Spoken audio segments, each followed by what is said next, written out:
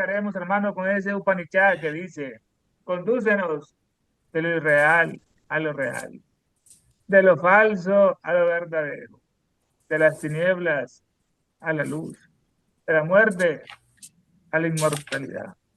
Más brillante que el sol, más puro que la nieve, más útil que el éter, es de ser eres tú. Comenzamos el estudio de esta bella obra que tanto lo oculta el sistema, porque dice la verdad acerca de todo, y sin ver. En la última sesión estuve analizando esos 38 años después. Un científico inglés especializado en la investigación de la física y cuya reputación es incluso mayor que la de la Magandhi, el fisiólogo, se rebajó a una conducta igualmente injusta. Cuando se le presentó la oportunidad de investigar los fenómenos espiritistas y ayudar a sacarlos de las manos de investigadores ignorantes o deshonestos, el profesor Tyndall evitó el tema, pero sus fragmentos de ciencia, él es culpable de las expresiones poco caballerosas que hemos citado en otro lugar. Pero nos equivocamos. Él hizo un intento y eso es suficiente. Nos cuentan los fragmentos que una vez se metió debajo de una mesa para ver cómo se producían los golpes. Se levantó con una desesperación por la humanidad, como nunca antes la había sentido. Israel pugna, arrastrándose a gatas para matar a la loba en su guarida. Ofrece un paralelismo parcial que permite apreciar el coraje, el valor del químico al buscar a tientas en la oscuridad la fea verdad. Pero Pugna mató a su loba y Tyndall fue devorado por la suya. Su inmensa desesperación debe ser el lema de su escudo, la desesperación debajo de la mesa. Refiriéndose al informe del comité de 1824, el doctor Alfonso Tester, un distinguido científico contemporáneo, afirma que causó una gran impresión en la academia, pero pocas convicciones. Nadie podía cuestionar la veracidad de los comisionados, con cuya buena fe y gran conocimiento eran innegables, pero se sospechaba que habían sido engañados. De hecho, existen ciertas verdades desafortunadas que comprometen a quienes creen en ellas, y especialmente a quienes son tan cándidos, ingenuos, como para confesarlas públicamente. Ahí nos quedamos en la última sección. Qué cierto es esto, como lo atestiguan los registros de la historia, desde los tiempos más remotos hasta nuestros días. Esos registros, estoy analizando por eso lo que decía, es verdad, la Tierra es redonda, la Tierra gira alrededor del Sol, la Tierra no es el centro del universo, nada que ver en eso. El Papa es un pedófilo y lo de niños. Jehová y Alá son un demonio, son verdades muy duras, no se pueden asimilar. Que le comprometen a quienes creen en ella, como Jesús, ¿no? Buda, Sócrates, Juana de Arco, que la quemaron, Giordano Bruno también, Galileo Galilei, y Porciúncula y nuestra querida Elena en este caso. Que es cierto esto es como lo atestiguan los registros de la historia desde los tiempos más remotos hasta nuestros días, la ignorancia. Cuando el profesor Robert Hare anunció los resultados preliminares de sus investigaciones espiritistas, él, a pesar de ser uno de los químicos y físicos más eminentes del mundo, fue considerado un ingenuo o que fue engañado. Cuando él demostró que no estaba engañado, se le acusó de haber caído en la senilidad. Los profesores de Harvard denunciaron su insana adhesión a la gigantesca farsa del espiritismo. Entramos en el leitmotiv de Hare, es otro gran científico, que primero criticó el espiritismo y después cuando lo estudió se dio cuenta que había algo de verdad en todo. Y por eso se lo comieron sus amigos científicos con todas estas cosas, ¿no? El profesor Hare nació en 1781. Fue uno de los primeros químicos y profesores de Estados Unidos. Desarrolló y experimentó con el soplete de oxígeno e hidrógeno. En 1802 fue elegido miembro de la Sociedad Filosófica de Estados Unidos, de la filosofía, ¿no? Sabiduría. Fue profesor de la Universidad de Pensilvania. Para la década de 1820 había desarrollado el defragrador galvánico, el defragrador, un tipo de batería voltaica con placas de gran tamaño que se utilizaba para producir una gran combustión rápida y potente, el deflagrador. Fue elegido miembro asociado de la Academia de Estados Unidos y de las Artes y las Ciencias. No era un cualquiera, estaba en la filosofía, ciencia y las artes. El profesor Robert Hare anunció los resultados preliminares de sus investigaciones espiritistas. Él, a de ser uno de los químicos y físicos más eminentes del mundo, no del país, del mundo, fue considerado un ingenuo, engañado. Cuando él demostró que no lo estaba, se le acusó de haber caído en la senilidad, cambios físicos y mentales asociados al envejecimiento avanzado, ¿no? Los profesores de Harvard lo denunciaron su insana adhesión a la gigantesca farsa. Esa Universidad de Harvard, ¿no? Una universidad privada de los Estados Unidos. Es la institución de educación superior más antigua de Estados Unidos, más que Yale, más que otro. Su influencia, riqueza y posición en clasificaciones la han convertido en una de las universidades más prestigiosas del mundo. Dispone además del presupuesto universitario más cuantioso del mundo, 39.200 millones de dólares en 2018. Imagínate que cantidad de dinero. Los profesores de Harvard lo anunciaron a Harry, ¿no? Que su insana adhesión a la gigantesca farsa. Insana, ¿no? Está malsano, está sin razón, perturbado, está chochando, en ese caso, como dicen, tener dañado las facultades mentales por la edad, en ese caso. Profesores de Harvard denunciaron su interna adhesión a la gigantesca farsa, a esas patrañas, mentiras, falsedades grandes y complicadas del espiritismo, lo acusaron en el caso.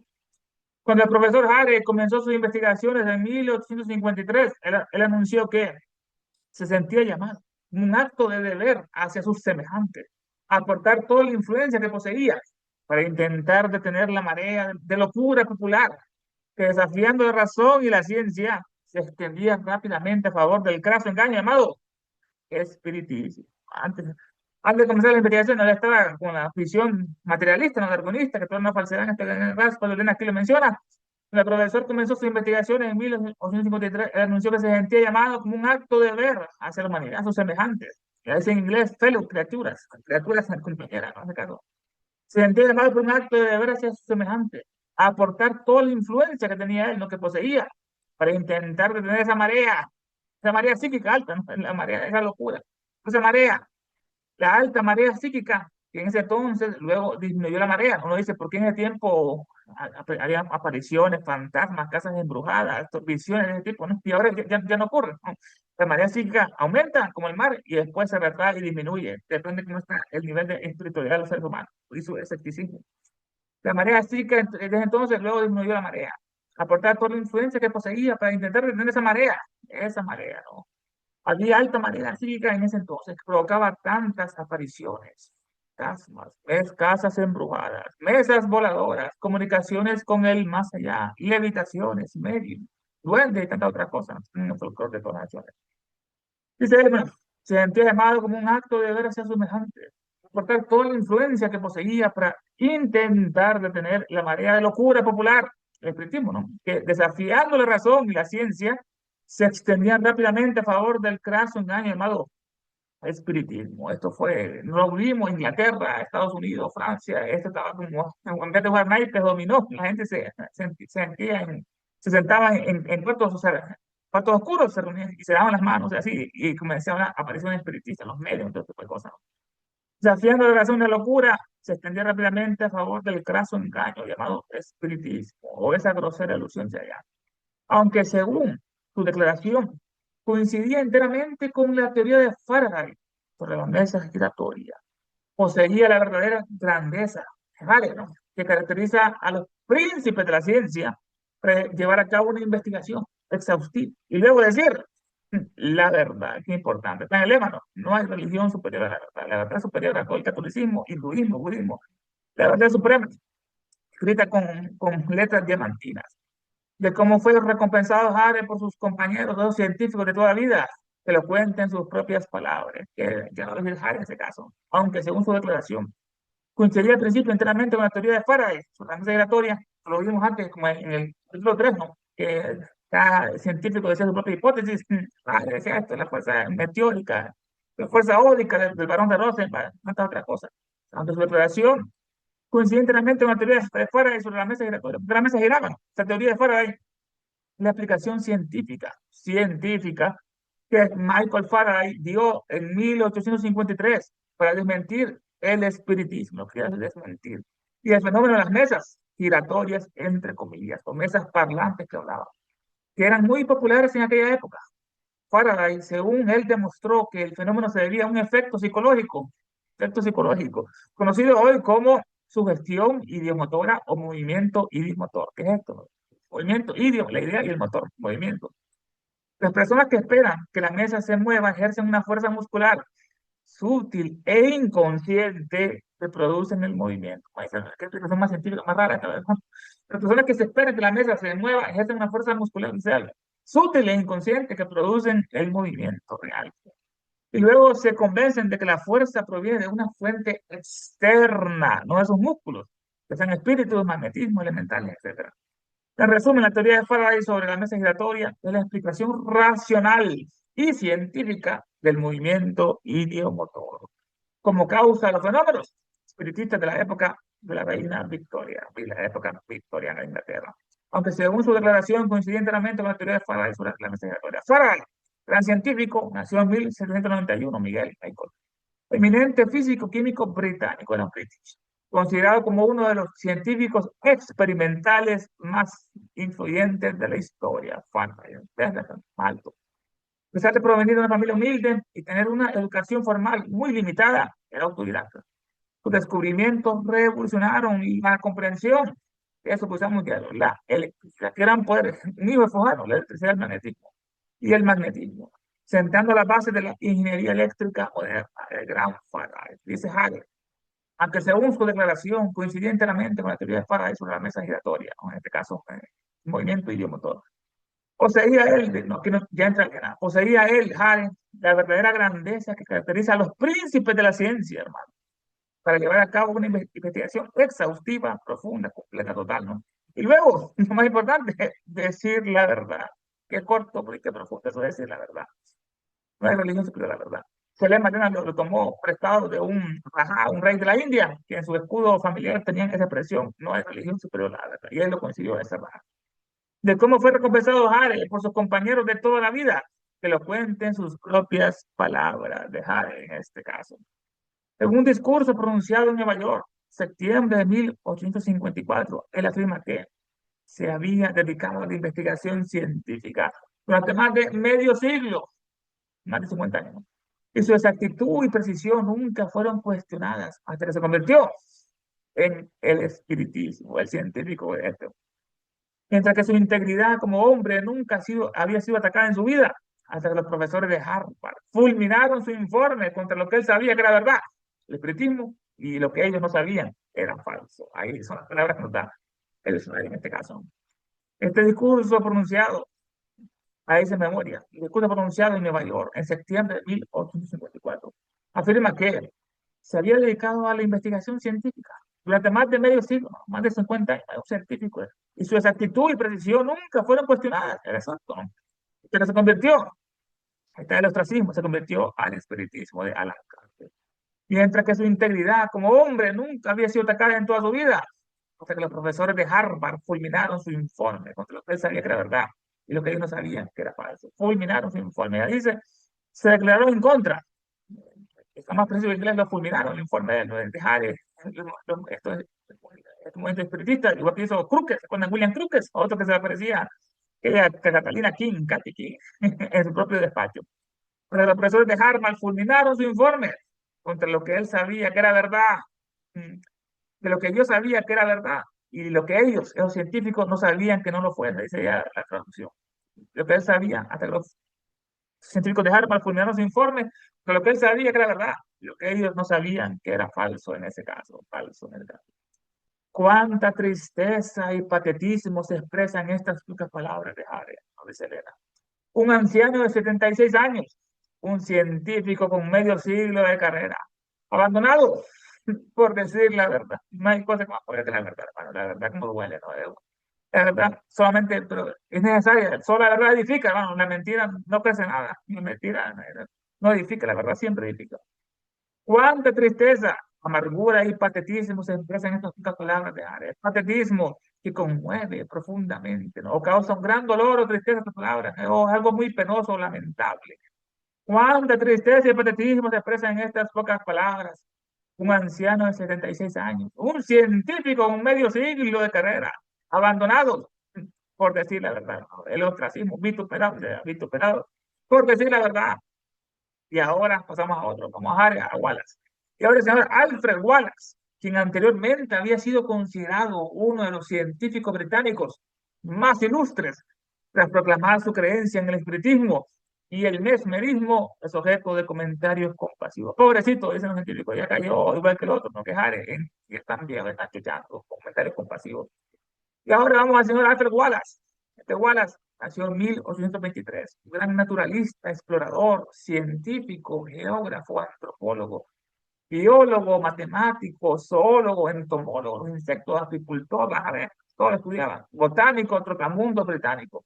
Fue muy famoso por poner el caso. Y bueno, él fue llamado el padre de la biogeografía, su trabajo pionero en la distribución de las especies. La biogeografía, el padre fue el trabajo pionero en la distribución de las especies en este caso. Especialmente en la famosa línea de Wallace en Indonesia, ya Micronesia, Polinesia. Y fue un prolífico escritor y activista social, con ideas sobre socialismo y espiritismo en este caso. Wallace, también él, este Wallace, conocido por haber propuesto una teoría de evolución a través de la evolución y natural, de la selección natural, independiente de la de Charles Darwin. Este fue el primero, conocido por haber propuesto una teoría de evolución a través de la selección natural, independientemente de Charles Darwin. Primero él, que motivó a a Darwin a publicar su propia teoría cuando le leyó lo que había dicho Wallace anteriormente. Y ahora pasamos a Alfred Wallace, quien anteriormente había sido considerado uno de los científicos británicos más ilustres, eminentes, tras proclamar su creencia en el espiritismo, igual que Harry, y el mesmerismo, que tanto hemos estudiado, el mesmerismo de Mesmer, es objeto ahora de comentarios compasivos. Se trata del ilustre sabio con despectiva compasión, dice la otra traducción, despectiva compasión en ese caso. El profesor Nicolás Wagner, otro, de San Petersburgo, vamos a las tierras italianas, ¿no? De San Petersburgo, Rusia. El profesor Nicolás Wagner de San Petersburgo, cuya reputación como zoólogo es una de las más conspicuas, a su vez paga el precio de su excepcional franqueza con el escandaloso, indignante trato que le dieron los científicos rusos, en este caso Dmitry Mendeleev, Dostoyevsky, todos no lo querían a este. Ahora vamos a Rusia. El profesor Nicolás Wagner nació en 1829, un eminente zoólogo, editor, ensayista, escritor ruso.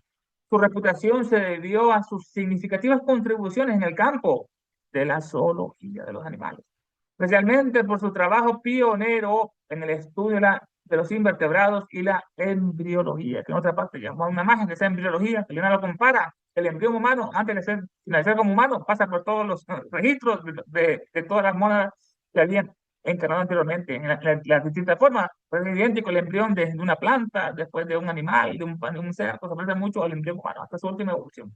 Bueno, este estaba Nicolás Wagner, especialmente reconocido por su trabajo pionero en el estudio de los invertebrados y la embriología.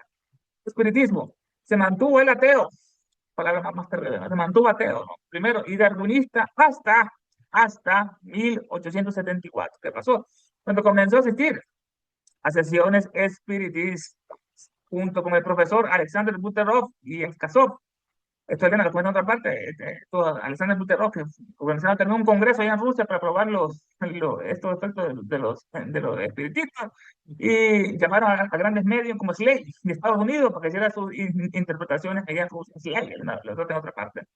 Junto con el profesor Alexander Buterov, Nicolás Wagner y Askasov, realizó una serie de estudios con base científica sobre el fenómeno espiritista. Descubrió que los fenómenos eran genuinos. Se convirtió en un espiritista acérrimo. Encontró la verdad, pero era un ateo, pero la encontró y después se convirtió. Es importante la verdad en este caso, edificó.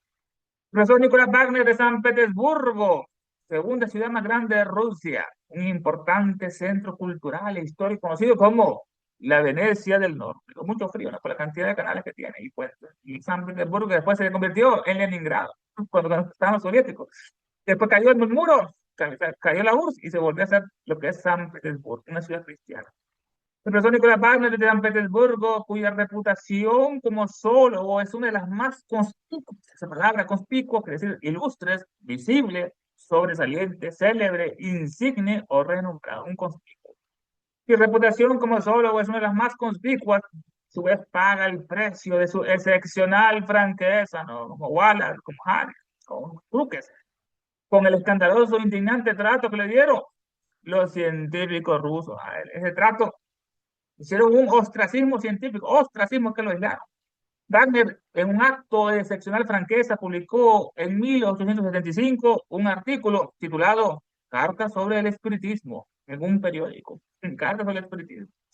se provocó una reacción violenta de la comunidad científica rusa, liderada por figuras como en la tabla periódica Dmitry Mendeleev, quienes lo consideraron un traidor, un traidor, ¿no?, al pensamiento racional científico. Y lo atacaron en la prensa y en la academia, ataques en la prensa y en la academia. Fue ridiculizado este Nicolás Wagner en círculos académicos científicos por intentar aplicar métodos científicos al estudio de los medios. Por eso fue que su reputación profesional se vio seriamente dañada y pasó a ser un héroe, y pasó a ser un héroe de la zoología a un objeto de burla y de sospecha, hermano. El trato denigrante que le dan los rusos a este Nicolás Wagner en este caso.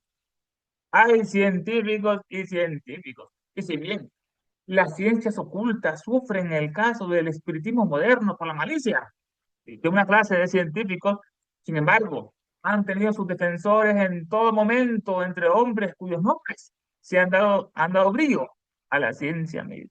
Hay científicos y científicos, hay científicos y sabios. Hay científicos y sabios, hay científicos y científicos. Y si bien las ciencias ocultas sufren, en el caso del espiritismo moderno, por la malicia de los grandes científicos, esas ciencias ocultas que tanto nos gusta estudiar, ¿no? El ocultismo, las ciencias ocultas, dice ella, es una ciencia de los secretos de la naturaleza. Son secretos, son poderes que se revelan. La ciencia de los secretos de la naturaleza, tanto física como psíquica, mental y espiritual, conocida con el nombre de ciencias herméticas, herméticas cerradas y esotéricas, ocultas, esotéricas. En Occidente, nuestra civilización, puede citarse la cábala oriental de los caldeos, no se cábala judía, puede falsa, cábala de Nudata. Occidente se puede sentarse a la cábala de Oriente, de ahí tomaron los cabalistas judíos de la Caldea. En Occidente se puede citarse a la cábala, y en Oriente las ciencias ocultas son el misticismo, que nos encanta, la magia de esos grandes zoroastrianos, de esos de los magos, y la filosofía yoga, los yoga sutras de Patanjali, esos son las ciencias ocultas, ¿no? Sí, de los poderes, ¿no?, que uno puede adquirir por esa práctica de los yoga sutras de Patanjali. Hay científicos y científicos, y si bien las ciencias ocultas sufren en el caso del espiritismo moderno, es un hijo bastardo de la ciencia oculta, por la malicia de una clase de científicos sufren la ciencia oculta, sin embargo, han tenido sus defensores en todo momento entre hombres cuyos nombres han dado brillo a las ciencias mismas. Vamos a ver quiénes son ellos. En primer lugar, se encuentra Sir Isaac Newton, hermano. Newton, él me lo comenta bastante, la luz de la ciencia, la antorcha, que queremos saber esa palabra, la luz de la ciencia, antorcha de la ciencia, que era un creyente profundo del magnetismo, era alquimista también, tal y como lo enseñaban para Paracelso, Van Helmont y los filósofos del fuego en general. Era un creyente profundo del magnetismo, el gran Isaac Newton. Pero ahora tenemos los defensores de la ciencia oculta. Sir Isaac Newton, este nació en 1643. Un gran físico, teólogo, inventor, alquimista, efectos ocultas, matemático, inglés. Le encantaba leer obras cabalistas de Rosacruces. Es considerado uno de los científicos más influyentes de la historia, más arriba de fuera está él, influyente de la historia, y figura clave de la revolución científica. Es autor de la filosofía natural, principio de matemáticas. Tremenda obra, hermano. En Occidente, supuestamente la Biblia, allá son los Vedas, aquí son en los científicos. Este libro marcó un hito en la historia científica. Los principios matemáticos que él descubrió que eran universales, esas fórmulas, que no solamente aplicaban a la Tierra, sino a todo lo que es la mecánica celeste ahí arriba, a los planetas, a los soles, a las galaxias, esa mecánica newtoniana. Es autor de la filosofía natural, le dicen, la principia matemática, de Isaac Newton, donde describe la ley de gravitación universal. Estaba sentado él bajo unos plumos de manzana, de repente le cayó una, y ahí quedó pensando, ¿no? Ese pequeño conocimiento, cómo cambió la historia del planeta. Yo pensando cómo esta manzana se cae, y vio arriba después la luna, y vio, bueno, que la luna no se caía a la Tierra. ¿Por qué? Había una fuerza de atracción, un magnetismo ahí en el caso, donde escribe la ley de gravitación universal en la principio matemática de Isaac y establece las bases de la mecánica clásica, mediante las leyes que llevan su nombre, las leyes de Newton, Newtonianas. Logros y descubrimientos científicos que logró Isaac Newton. Primero, la ley del movimiento, que tanto, hermano, nos comenta muy importante, ese movimiento, ¿no?, que todo se mueve, no hay nada que está inmóvil. El movimiento abstracto absoluto, nos dice Elena en el proverbio, y el espacio abstracto absoluto, el espacio que todo lo contiene, es el contenedor, y ahí es donde todo se mueve, hasta las piedras se mueven, esos átomos. Bueno, la ley del movimiento formuló las tres leyes fundamentales de Isaac, que explican el movimiento de todos los objetos que se mueven sobre la Tierra, que son la inercia, La fuerza, la inercia está ahí en movimiento, la fuerza que lo mueve, y después viene la acción y la reacción. Cada acción equivale a una reacción directamente proporcional. Gravitación universal. En su obra maestra, La Principia, publicada en 1687, unificó la física terrestre, o sea, aquí en la Tierra, la física terrestre y la celeste que está ahí arriba, ¿no? Al demostrar que la misma fuerza que hace caer una manzana mantiene a los planetas en órbita. La misma fuerza de gravitación universal, dice Isaac Newton. En primer lugar se encuentra el defensor del ocultismo, ¿no? Sir Isaac Newton, la luz de la ciencia, que tanto brillo tiene Sir Isaac Newton, la luz, la antorcha de la ciencia. Era un creyente profundo del magnetismo que hemos estudiado, tal y como lo enseñaba el gran Paracelso, Van Helmont y los filósofos del fuego general. Paracelso marcó una época en la historia de la medicina, como Hipócrates, Galeno, Avicena, curaba cualquier enfermedad con los talismanes que él mismo hacía, ¿no? El propio proceso. Dice que en una vida anterior, Elena, en una vida anterior ella fue para hacer eso en este caso, imagínense.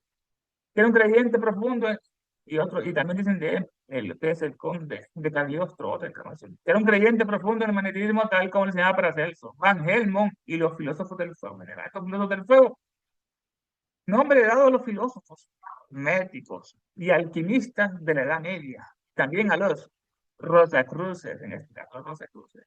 Los últimos, los Rosacruces, sucesores de los teurgos, de la obra divina, los teurgos del paganismo, consideraban el fuego como símbolo de deidad. Oye, hermano, no habló del fuego importante del fuego del sol, ¿no? En la luz, el padre, el rayo de la luz del hijo, la hija. Consideran al fuego como símbolo de deidad, hermano. Es lo más perfecto que hay. Lo que no se aprecia a la divinidad en el plano físico es nuestro sol, el logo solar, no que da la vida, da el calor, da el oxígeno para fotosíntesis, el jiva, cuando da hermano, el jiva, el prana, que de diferencia es el jiva, la vida, una. Consideraban al fuego como símbolo de la deidad, los rosacruces. Era origen, el fuego, o es origen de no solo los átomos materiales, sino otra, lo quita otro velo, hermano. ¿Quién produce los átomos materiales? Los soles, ¿no? Hay tantos soles diferentes, tantos elementos químicos ellos producen con diferentes casos. El fuego es origen no solo de los átomos materiales, ahí se origina el helio, el hidrógeno en los soles. Es origen no solo de los átomos materiales, de lo que es la fusión nuclear, sino también el fuego es el receptáculo, ese depósito, el receptáculo de las fuerzas psíquicas y espirituales, no físicas, fuerzas psíquicas y espirituales que le imprimen a los átomos su actividad y energía. Origen de los átomos y también de las fuerzas psíquicas y espirituales que le imprimen a los átomos su actividad y su energía. Esos átomos tan pequeños, ese fuego. En primer lugar, tenemos a Isaac Newton, la luz de la ciencia. Era un creyente profundo del magnetismo, tal y como lo enseñaban Paracelso, Van Helmont y los filósofos del fuego general. Nadie se atreverá a negar que su doctrina del espacio universal y la atracción es puramente una teoría del magnetismo. Si sus propias palabras significan algo, significan que basó todas sus especulaciones sobre el alma del mundo, el ánima mundi, el tercer lobo, el gran agente magnético universal, lo que él llamó el sensorio divino, divino sensor. Esto está en los principios fundamentales de la filosofía, en el principio de Isaac Newton. Nadie le atreverá a negar que su doctrina del espacio universal, allá en la traducción dice gravitación universal. La original dice, hermano, dice espacio universal. Nadie se atreverá a negar que su doctrina del espacio universal y de la atracción es puramente una teoría del magnetismo. Esa doctrina del espacio, dice, esta doctrina es fundamental en la distinción entre lo absoluto y lo relativo, que después Elena lo va a profundizar. Lo absoluto, el espacio absoluto, no abstracto absoluto, y lo relativo. Esta doctrina es fundamental en la distinción, diferencia entre lo absoluto y lo relativo. Para Newton, el espacio no es solo un concepto matemático, no es solo matemático, sino una entidad real. Viva, no el espacio, ¿no? ¿Qué es lo que siempre ha sido y siempre será? El espacio. ¿Qué es lo que siempre pone? El ser en la raíz, sino una entidad real, con propiedades físicas y teológicas del espacio. El espacio absoluto, dice él. Bueno, es el concepto central de su doctrina, el espacio absoluto. Newton lo define como un contenedor infinito. Todo lo contiene, pues, galaxias, planetas, soles, tierras, lunas. Newton lo define el espacio como el contenedor infinito. Es inamovible, no se puede mover, no tiene piernas, dice Platón en el primero, porque no las ocupa para no puede ir a ningún lugar. No tiene manos en el espacio, pero no ocupa agarrar nada. Todo lo tiene. Newton lo define como un contenedor infinito, inamovible y eterno. El espacio no tuvo principio ni tiene final, lo dicen allá los orientales. Que existe independientemente de la materia que contiene. Existe independientemente del espacio de la materia que contiene. Siempre habrá un espacio, ¿no? Si hay tierra o no hay tierra, se espera un espacio. Invariabilidad. Permanece siempre igual el espacio. Y no tiene relación con nada externo, como en absoluto, no. Como todo lo contrario, no tiene relación con nada externo. Independencia. Aunque no existiera ningún cuerpo en el universo, como ocurre en el Mahapralaya, todo vuelve al punto, aunque no existiera ningún cuerpo en el universo, el espacio absoluto seguiría existiendo como un escenario vacío, entre comillas. Sí. Inercia es el marco de referencia necesario para definir el reposo absoluto y el movimiento verdadero y aceleración. Bueno, si algo está en reposo o se mueve, en ese caso, es la inercia. Es el marco de referencia necesario para definir el reposo absoluto, el reposo y el movimiento, ya se mueve, y el movimiento verdadero o la aceleración. El espacio relativo, vamos al espacio absoluto, vamos al espacio relativo, lo voy a explicar. Es la medida o dimensión móvil del espacio absoluto que percibimos nosotros a través de nuestros sentidos limitados. Es el espacio relativo y el absoluto. Nosotros en nuestra ignorancia conocemos el espacio relativo, que es meditación abstracta, ¿no? La meditación, para llegar a esa lumbrera del absolutismo. La medida o dimensión móvil del espacio absoluto que percibimos a través de nuestros sentidos en relación con los cuerpos, en relación, ¿no? Esa medida o dimensión. Por ejemplo, la distancia entre la Tierra, nuestro planeta y Marte, es una medida de espacio relativo.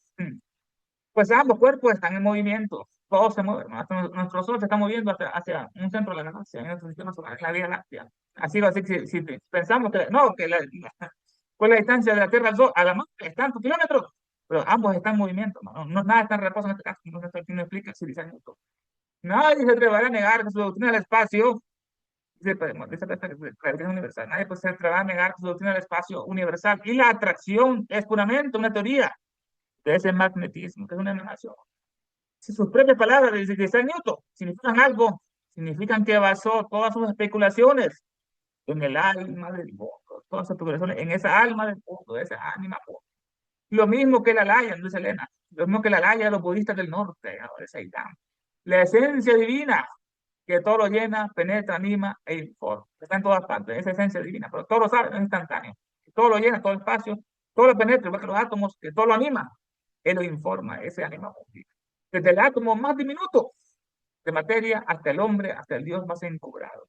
Hoy Mundi, en cierto sentido, es la madre de siete pieles de las estancias de la doctrina secreta del libro de ciencia. La madre de siete pieles. La esencia de los siete planos de esencia y de conciencia, de sentir y conciencia. La esencia de los siete planos es alma, de senciencia y conciencia. Y diferenciación moral y física. En su aspecto más elevado es el nirvana, que estudiamos con Buda. El nirvana. Su aspecto más elevado es el nirvana. Y en el inferior es la luz astral, la luz astral. Es de naturaleza, es anima mundi, ígnea, como el fuego, como los soles, y etérea. En el objetivo mundo de la forma. Plano físico, objetivo mundo de la forma. Etérea, ígnea, es anima mundi. Y luego se hace éter, quinto elemento, y divina, arrupa, nos informan, y espiritual en sus tres planos más elevados. Adya, Nuparaka, en el caso Atma.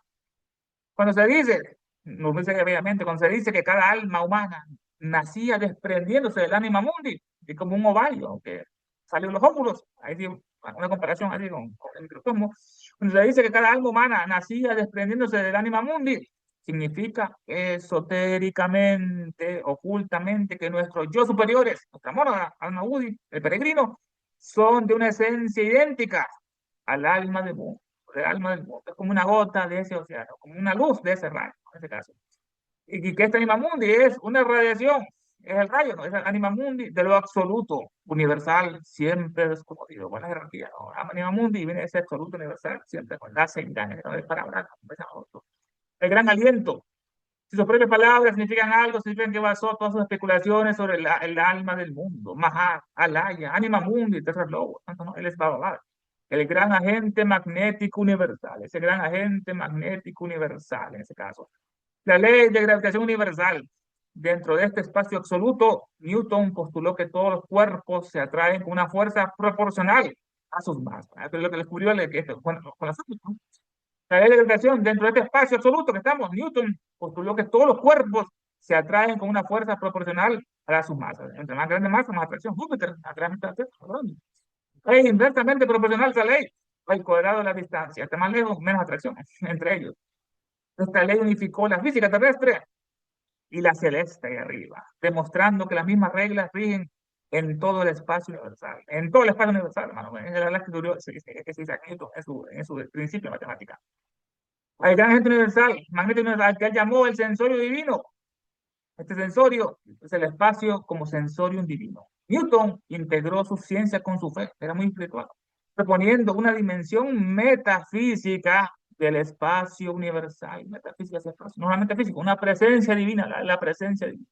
Define el espacio como el sensorium divino. Todo lo siente, ¿no? En el espacio. El medio a través del cual la divinidad percibe y actúa instantáneamente. Eso sería como la piel para nosotros, nos sentimos algo nos está picando, inmediatamente tenemos un sensorio humano. El medio a través del cual la divinidad percibe y actúa instantáneamente sobre todas las cosas del universo, todas las cosas del universo. Imagínense. La emanación, en sus escritos teológicos, se sugirió que el espacio es un efecto de la existencia de Dios. Es un efecto, no el espacio, de esa existencia divina. Sugirió que el espacio es un efecto de la existencia de Dios. Dado que Dios es omnipresente, está en toda parte, ¿no? El espacio infinito es la manifestación de esa presencia. Qué hermosa palabra, dice el Salmo sobre ese sensorium divino. Sensorio divino, espíritu sensorio divino en este caso. Lo dicen sus principios fundamentales de la filosofía natural, esos principios matemáticos. Esta obra fue publicada el 5 de julio de 1687, donde recoge sus descubrimientos en mecánica y cálculo matemático.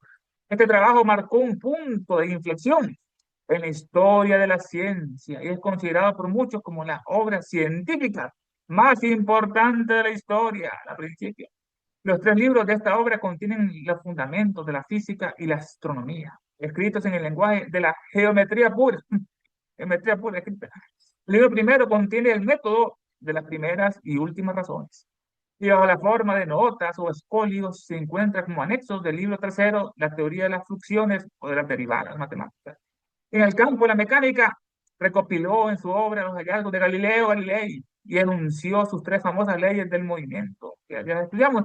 De ellas pudo concluir, de ellas pudo deducir la fuerza gravitatoria entre la Tierra y la Luna y demostrar que esta es directamente proporcional al producto de las masas e inversamente proporcional al cuadrado de las distancias.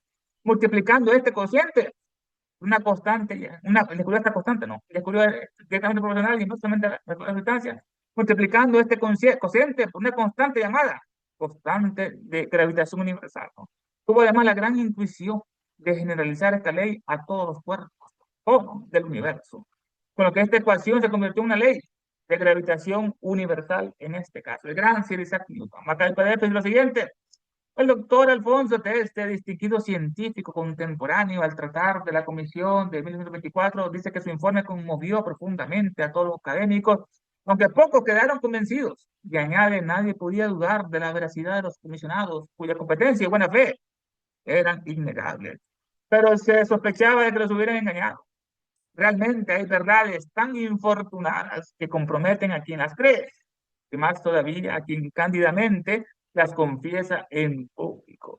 Así lo corrobora la historia desde los tiempos más remotos hasta nuestros días, cuando Robert Hare publicó los primeros resultados de su investigación de los fenómenos espirituales.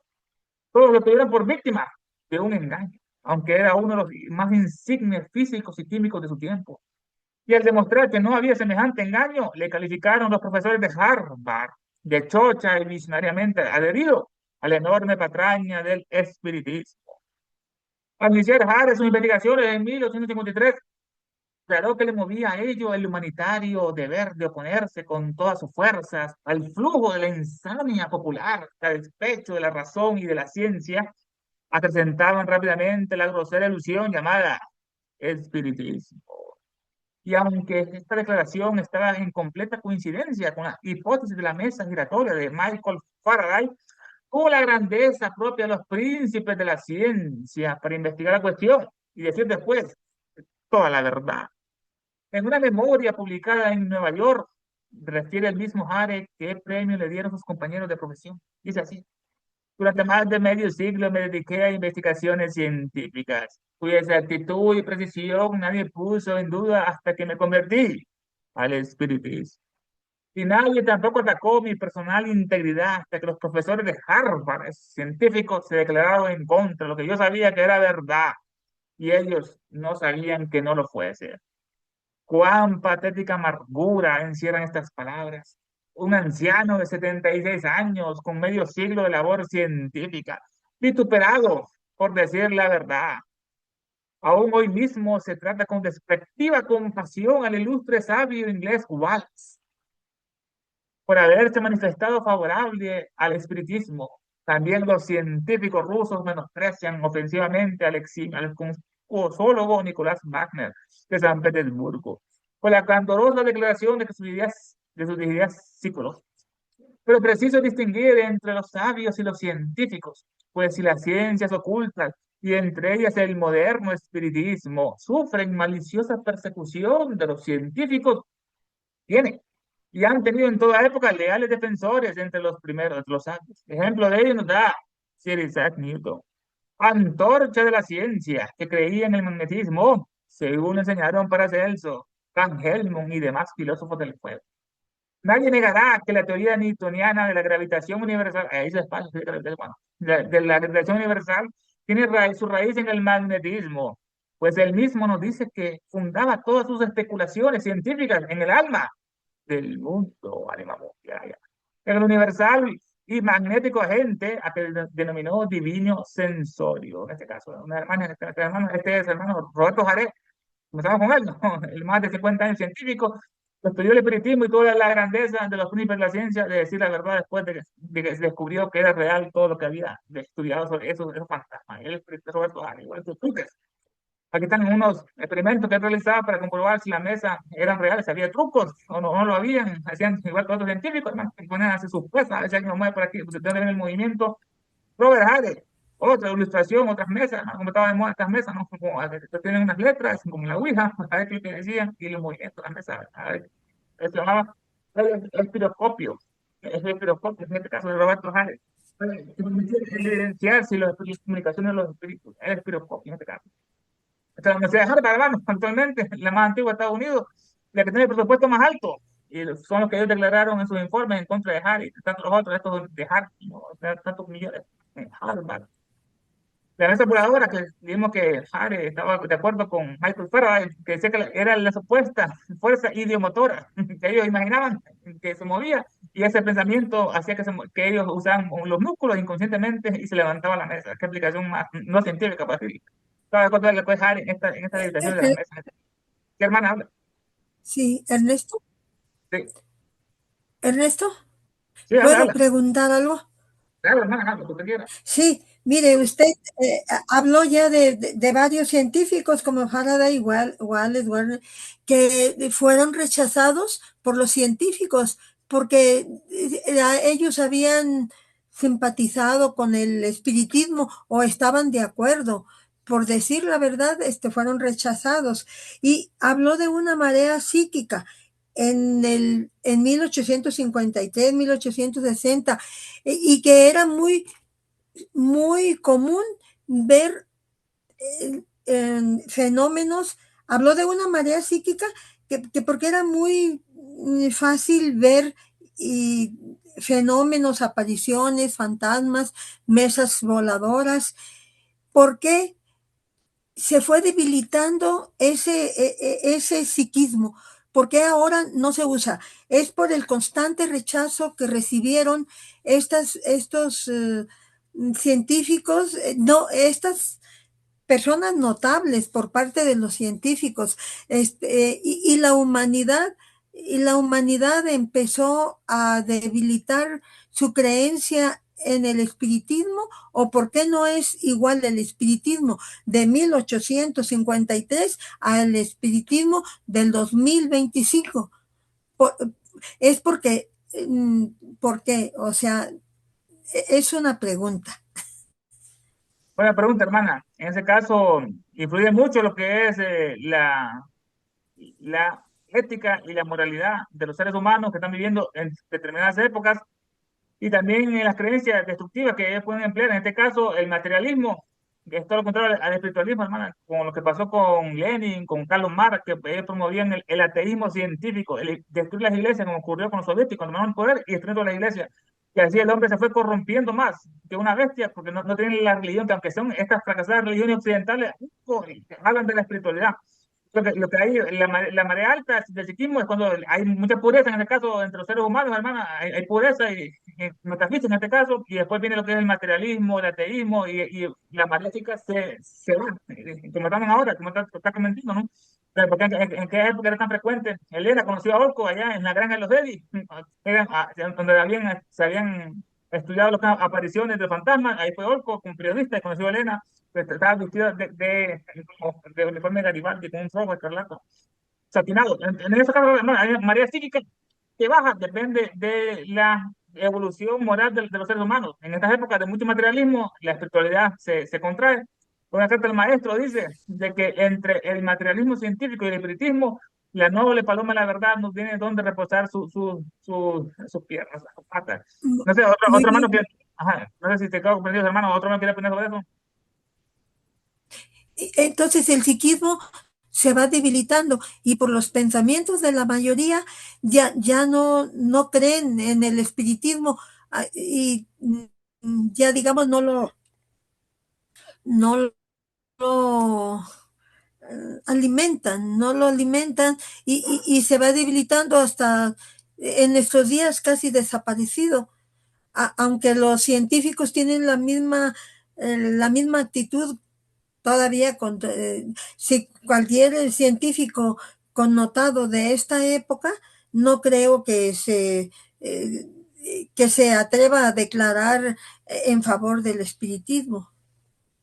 O de la teosofía, hermana, y le hacen lo mismo que hicieron a Wagner, le hacen un Exacto. ostracismo, lo aíslan, lo critican, que ya está chochando, porque es como un dogma que tienen, ¿no? Que la ciencia debe estar separada de la religión esta occidental.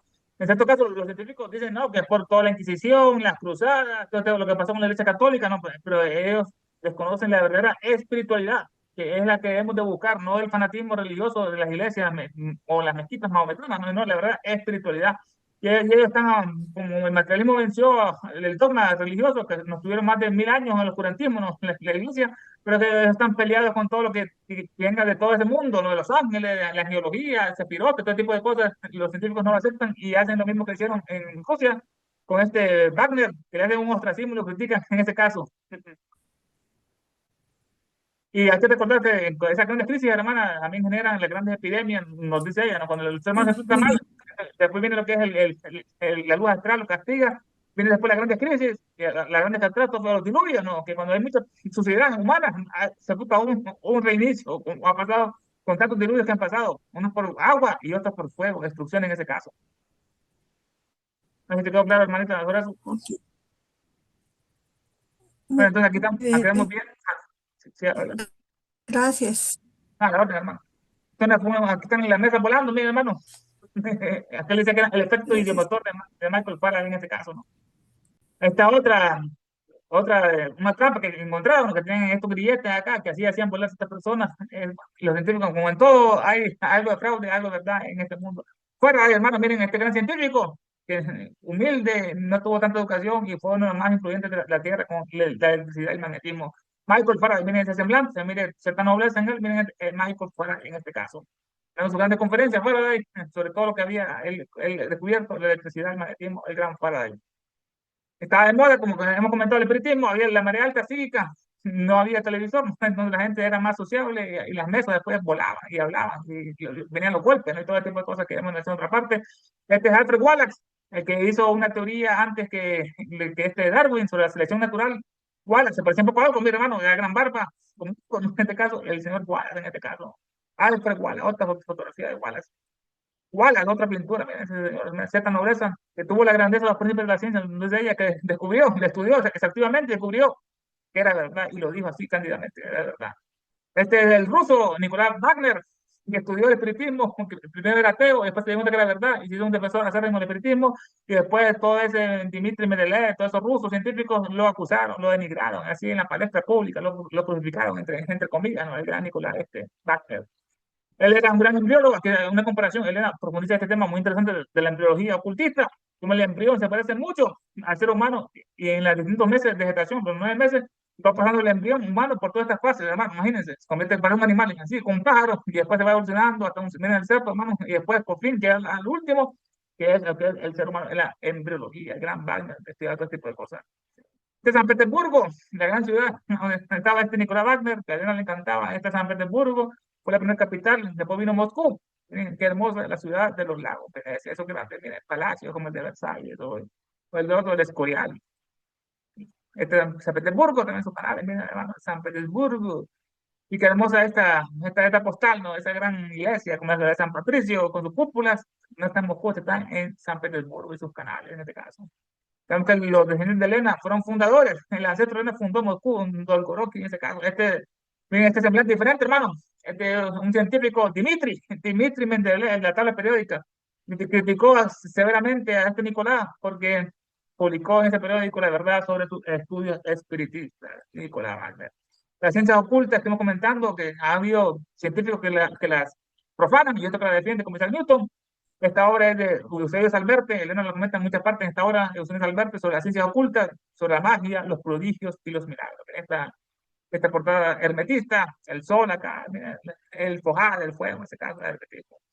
La magia en Oriente, en Occidente es la cábala, en Oriente la magia, lo que es el misticismo y lo que es la yoga, los yoga sutras de Patanjali. Este es Sankaracharya. Dicen que este era en una encarnación previa de Jesús. Antes de nacer en Judea, Jesús nació ahí en la India, era el gran Sankaracharya, donde se Elena en algunas decretas, Sankaracharya, muy místico. Miren acá, era tan místico que a los 33 años se cansó de la vida y se Ok, metió a una. momento. Nada más. Ahora, de una manera práctica, porque a veces que esto lo vemos como un poco lejano, de 1800 y pico, ¿no? Entonces se ve como muy lejano lo que estamos leyendo. Sin embargo, algo tiene de continuidad de verdad de esto, porque en la frase que dice, cuán tristeza se expresa en estas pocas palabras. Un anciano de 76 años, un científico de medio siglo, abandonado por decir la verdad. Entonces eso es lo que pasa con los científicos, lo podemos ver antes, ahora y yo creo que hasta en el futuro, ¿no? Por temor a ser burlado, a perder su trabajo, porque perder el sustento de su vida, de su familia, prefieren callar a la verdad. Yo siempre he tenido la convicción de que muchos científicos saben de esto. Es más, como comencé la clase, la carta 23A y la 23B tiene mucho de científico y tiene mucho de metafísico, porque hay una comparación del macro con el micro. Entonces ahí hay pero a lo que voy, ¿no? Entonces, yo veo que hay mucha repetición de esto que estamos viendo antes y ahora. Muchos científicos ya saben y tienen temor a divulgarlo porque perderían su credibilidad como científicos. Ahora, también bueno, por lo menos yo tener en consideración de que como una de las cartas de los maestros dice que nada, que todo ha existido siempre, todo ha existido siempre, porque el señor Galileo decía, dividió, hubo una división de él, sus pensamientos, decía que el alma se lo estudie la religión y las estrellas y el astro y todo lo demás, los científicos. Entonces, mira cómo había desde eso. Y Galileo en sus descubrimientos se apoyó de los descubrimientos de Pitágoras. Entonces, como vamos viendo que estos científicos van llevando una continuidad, pero con una base anterior. Y esto es lo que tiene Isis sin velo, nos lleva a la raíz de donde se basó la información que se ha dado. Se habló de que por qué, mi punto de vista, ¿verdad? Mi punto de vista, que por qué los espiritistas no están tan al flote como en esa época. Ernesto explicó que por las oleadas, ¿no? Y también, y también podría ser, también agregando lo que dijo este muchachito Ernesto, que lo explicó muy bien, es porque posiblemente, como ya se ha podido demostrar más que lo de que antes no había tanta tecnología para demostrar, entonces esas cosas de show, podríamos llamarlo de show, se cambió de espiritista a el show de Las Vegas, los ilusionistas, ¿no? Porque los ilusionistas desaparecieron hasta la Estatua de la Libertad. Entonces cambiaron esos shows de las mesas voladoras a los shows de Las Vegas. Ahora bien, aquí hay una parte que habla cuando dice hay científico y científico. Entonces nos habla del magnetismo que en la parte anterior, de este capítulo, nos explicó.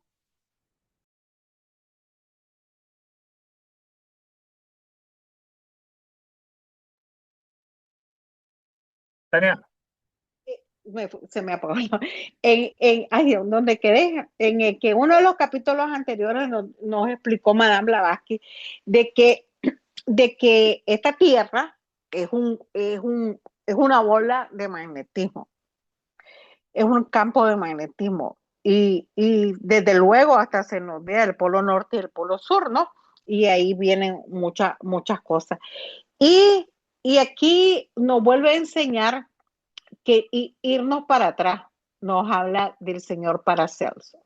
Irnos para atrás en el sentido de que ya todo esto ya estaba descubierto.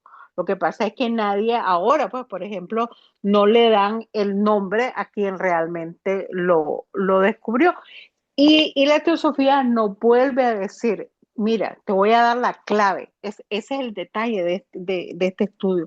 Nos da la clave para que no nos embauquemos, para que no nos dejemos embancuar, sería la palabra, utilizando ese verbo, porque hay mucho de lo desconocido, porque el mundo tridimensional todavía hay más, y se dice que nosotros somos un cuerpo septenario, por ende debe de haber también varios estados de conciencia y varias, así como 7 dimensiones o 11 dimensiones o hasta 12 dimensiones, pero está el núcleo, no tenemos que perder el núcleo de donde venimos, que siempre nos vuelve a decir aquí que penetra todo, que es eléctrico, que es la luz, que calienta el cuerpo, pero a través se necesita siempre un vehículo para que opere el espíritu universal siempre.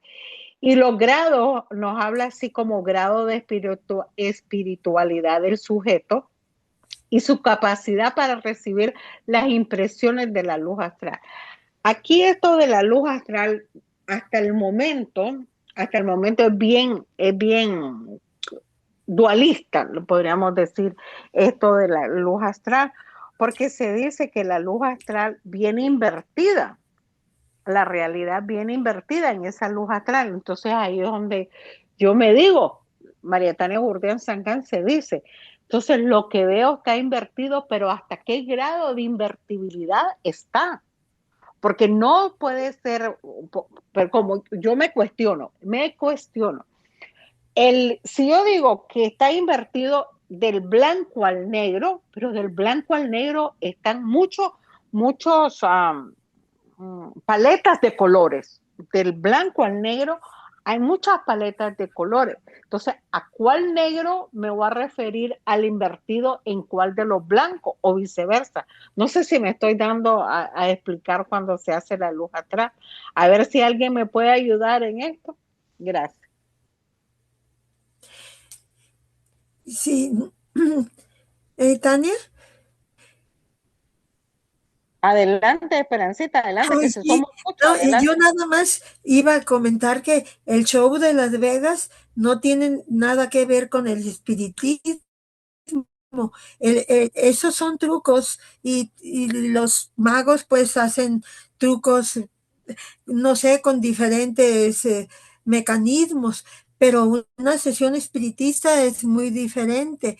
Y como en 1843, 53, era mucho más común las sesiones espiritistas en todos lados y las mesas volaban, pero no precisamente por magos, sino por, por la concentración que hacían los que asistían. O sea, es diferente, me parece que el show de Las Vegas a las sesiones espiritistas que tenían en el siglo antepasado.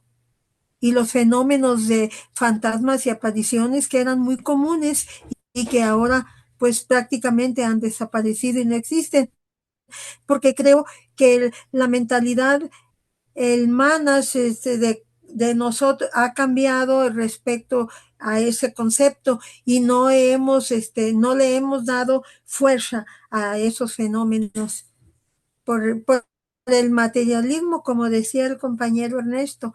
Es un comentario nomás. Gracias. Y si me permiten, yo adhiero algo Adelante. a lo que ya se dijo, ¿verdad? Entonces, y para ser breve, entonces, sí, siguiendo el punto de vista de Esperanza y luego regresando a su pregunta, ¿verdad? Original. El ilusionismo siempre ha existido y también el espiritismo, ¿verdad? Que tiene que ver con el psiquismo, que es lo que decía Esperanza, ¿verdad? Y un punto de vista es de que en esos tiempos sabemos que el espiritismo estaba en auge y por eso era novedoso, era mucha novedad. Y claro, como ya mencionó Ernesto, ¿verdad? No teníamos televisiones, entonces la gente se reunía, era novedoso.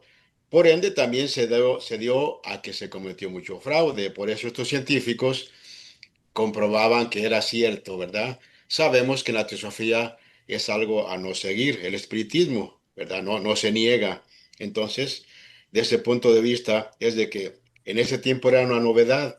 Ya no es tanto novedad, porque ya es más aceptado que en los tiempos de antes. Por eso no es tan novedoso, aunque sigue existiendo, ¿verdad? Y sigue existiendo también el fraude. La otra cosa es de Sí, que, ¿por qué ha cambiado? Somos egos diferentes. En ese tiempo, ¿verdad? Las cosas, como ya sí, mencionaron, sin quitar lo que ya se dijo, ¿verdad? De lo que ha cambiado la humanidad, cómo nos comportamos, cómo somos, la falta de ética, la falta de moral. En esos tiempos también existía la falta de ética y de moral. En estos tiempos es otro tipo de moral, ¿verdad? Entonces, pero somos egos diferentes y en cada siglo se presenta un karma nuevo de acuerdo a los egos que están encarnando. Y por eso hay algunas cosas que pierden su, su fama, por decir auge. algo, ¿verdad? O dejan de ser novedosos, pero a la vez sabemos que hoy en día eh, cualquier persona que habla de fantasmas, de que vio esto y vio lo otro, nadie le contradice, ¿verdad? Al contrario, dicen, ¿dónde? ¿Dónde fuiste? ¿Dónde? Para ir yo. Entonces, es menos escéptico hoy en día eso del espiritismo. Y, y en fin, ¿no? Entonces, hay muchas cosas que se pueden decir sobre por qué ha cambiado el espiritismo de entonces a ahora y ya con todo lo que dijeron, entonces este era un punto de vista nada más. Gracias.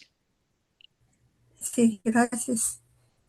Y también al principio Elena defendió el espiritismo, hermanos. Lo defendió, era defensora de los medios y después lo atacó. Entonces los espiritistas no podían comprenderlo, como ella lo defendió y después lo atacó. Ella lo dice, que al principio era necesario, que había un gran materialismo y la gente iba a perder mucha su alma con el ateísmo que estuvimos analizando. Entonces, por eso el espiritismo apareció para que la gente no sea tan incrédula. Pero después ella comprendió, los maestros le dijeron, le advirtieron de los grandes problemas que iba a haber si la gente seguía haciendo ese tipo de cosas con los medios, con Gabriel por los portales que hemos comentado, con la Ouija. Entonces, por eso después lo atacó ese espiritismo. Y como nos dice la hermana, claro, esta es una clave, una llave, nos dice, una clave mágica de los misterios pasados y los modernos. Nos da esa cosa. Y después la hermana preguntó la luz astral. El oriente de la luz astral todo viene de la voluntad, de los planos más altos, después viene esa emanación, la voluntad, y se va densificando poco a poco hasta llegar a nuestro plano áptico, púdico, manásico, pránico, cámico, y después viene la luz astral. O sea, que es una manifestación de la voluntad que desciende en los distintos planos, porque todo es uno en este caso. Ujú. Ahí, bueno, sobre lo que digo, hermana, en este caso, al principio hablaban sobre hay que honrar las verdades con la práctica. No, aquí no somos, no debemos ser intelectuales, sino más bien practicantes. La práctica hace el maestro. Honrar las verdades con la práctica, nos dice en una parte. La meditación es importantísima. Los samadhis, en este caso, y hablaban algo que debemos tener también en la vida: discernimiento, viveka tiati, la sabiduría discernidora. Debemos tener esa viveka que diferenciar lo que es bueno y lo que es malo, lo que debemos leer y lo que no debemos leer, lo que debemos ver y lo que no. Debemos tener ese viveka y ese discernimiento también de ser acompañado del desapego, el vairaja, dice, desapego y viveka, que son dos alas con las cuales podemos volar hasta los más altos senderos. Oh, raza humana, decía.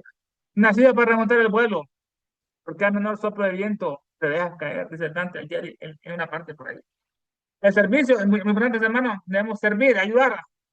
Están los apóstoles de Jesús y a ver quién es el mayor, ¿no? Que Pedro, el otro, no sé cuánto, que vaya, quién es el discípulo el mejor, ¿no? Que hasta que vino alguien que pidió un sediento, pidió agua y vino un discípulo y le dio agua. Entonces Jesús le dijo: este es el más adelantado, el que sirve a los demás, no el cosa. El Jiva y el Prana, la hermana comentó sobre el Jiva y el Prana, carta 23 muy hermosa, la hermana comentó, ¿no? Que siempre activo, omnipenetrante, esa carta de los maestros, los diluvios. Y este hermano de Sankaracharya, fue la encarnación previa de Jesús. Jesús, antes de nacer en Judea, de María, ¿no? Había nacido en la India, era un gran místico, un gran reformador, el vedantino Sankaracharya. Muy espiritual, sentado bajo el tigre, ¿no? La piedra, ¿no? Que controla ya las pasiones. Y a los 33 años se dice que él se cansó, tenía muchos discípulos, se cansó de la vida, se metió a una cueva en los Himalayas y no volvió a salir.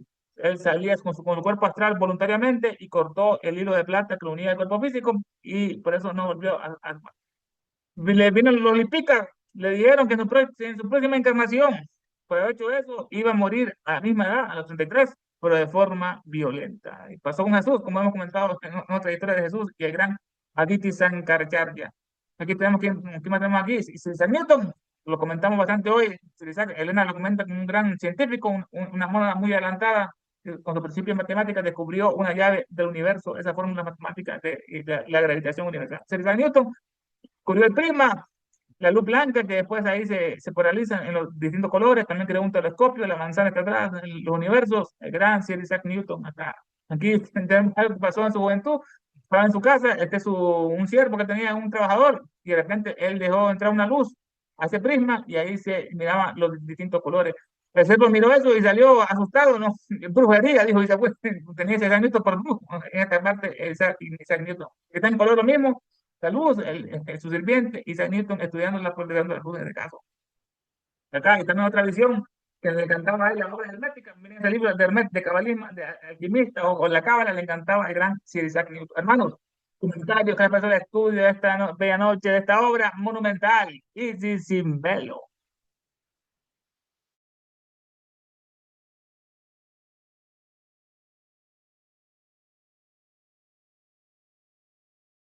¿Aló? ¿Aló? Estaba hablando yo. Ay, bueno.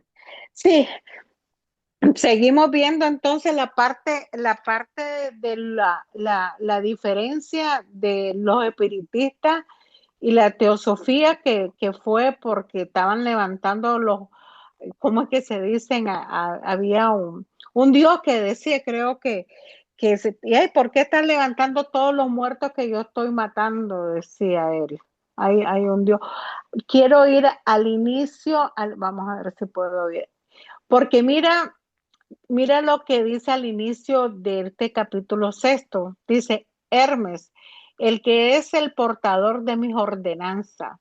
Luego, tomando su bastón con el que los párpados de los mortales cierran a voluntad y él duerme a voluntad, vuelve a despertar.